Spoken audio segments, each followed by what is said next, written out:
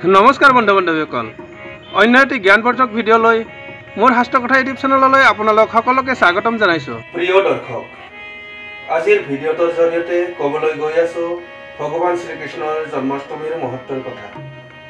জন্মাষ্টমী ব্ৰত পালন কৰিলে কি কি ফল পোৱা যায়?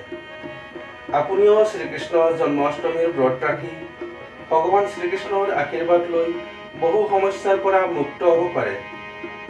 আহক তেতিয়াহ'লে জানি লওঁ ভগৱান শ্ৰীকৃষ্ণৰ জন্মাষ্টমীৰ মহত্বৰ কথা। বন্ধু বান্ধৱী, পৌৰাণিক মান্যতাৰ মতে ভাদ মাহৰ কৃষ্ণপক্ষৰ অষ্টমীত ভগৱান শ্ৰীকৃষ্ণৰ জন্ম হৈছিল।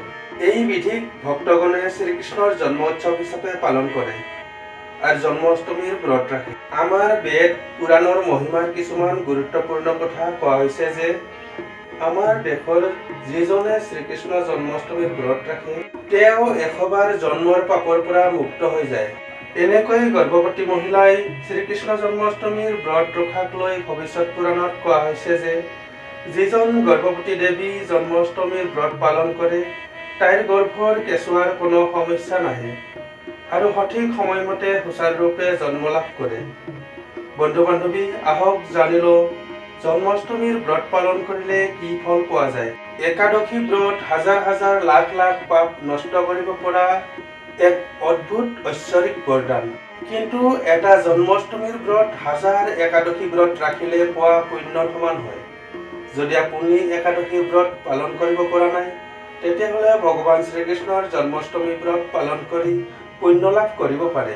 ইয়াৰ লগতে জন্মাষ্টমী ব্ৰতৰ মহিমাৰ বিষয়ে ভৱিষ্যত পুৰাণত লিখা হৈছে যে জন্মাষ্টমী ব্ৰত পালন কৰিলে অকাল মৃত্যু হ'ব নিদিয়ে।